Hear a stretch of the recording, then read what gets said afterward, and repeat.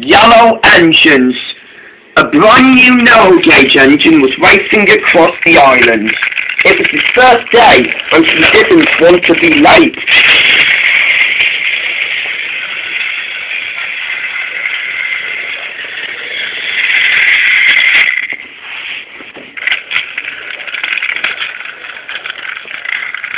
At last the new engine arrived at the station with the others waiting for him.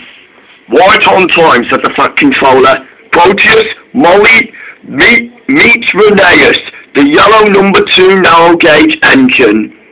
Hello, said Rheneas. Nice to meet you all. Molly did not like the new engine. Who are you supposed to be? She said. Some type of replacement of me and Proteus or something? She sniggered and laughed. The Fat Controller and Proteus were cross.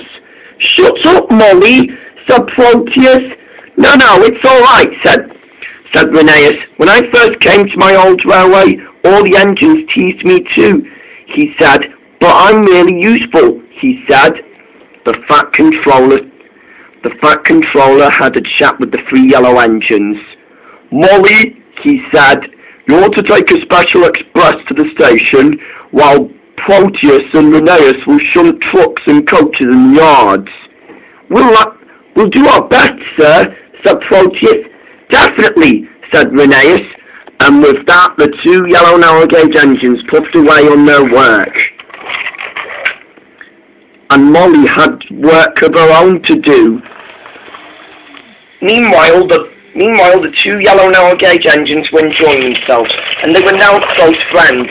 They all enjoyed pulling stone trucks easily, but they did get along well with the coaches.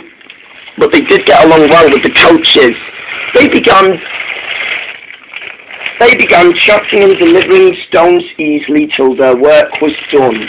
They were already feeling proud of themselves. The man in charge was very pleased with Rheneas. Well done, he said. You and Proteus will have a good report of today. Thank you, said the 2 yellow engines, and they smiled at each other happily. Until late that day, Rheneas was given a special reward by being really useful. But whenever he hears Molly being rude to him, he'd still always ignore her. But Molly was jealous and wanted to get her own back at Rheneas. He's a double imposter, she whispered to herself. And then later that day, the Fat Controller was having a meeting with Molly at the station. Molly, he said, I want you to take a goods train to the far side of the line tonight. It's heavy, so be careful. Okay, said Molly, very concerned. Just then Bert puffed up. Would you like any help? He asked innocently. No, shouted Molly. I don't need any help from you, or from Proteus and his stupid replacement friend who wants to replace me. I mean, you're as embarrassing as those 2 are, said Molly crossly. Don't say I didn't warn you, laughed Bert, and he puffed away. Then Molly puffed away crossly. By the time Molly arrived at the yards, the weather had changed. The trucks all laughed at Molly's embarrassing face, but Molly took no notice of them. She was coupled to the goods train, and off she steamed.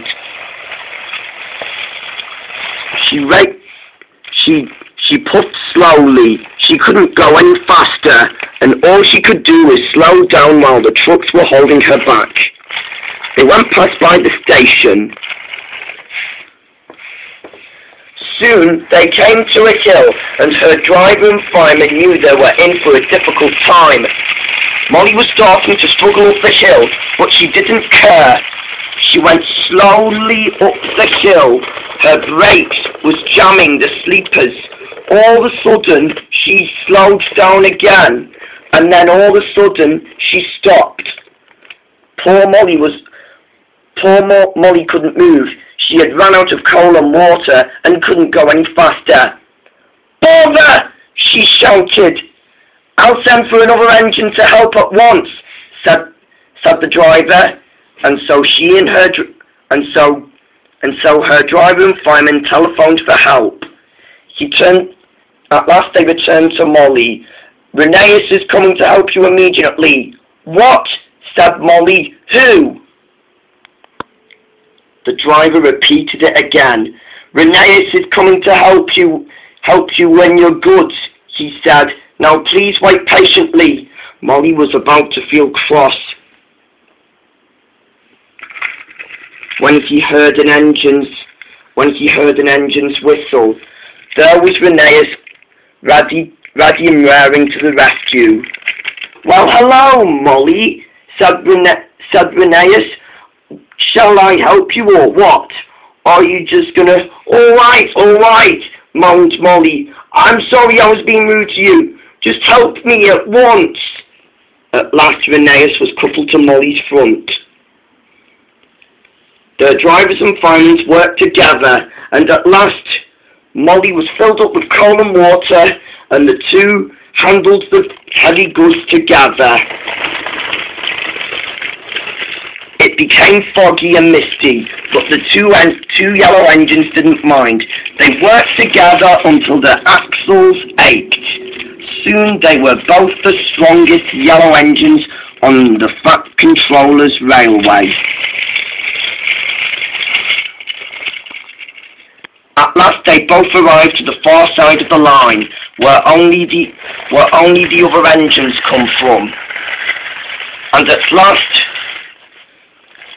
they went through the other far side of the line to the sheds.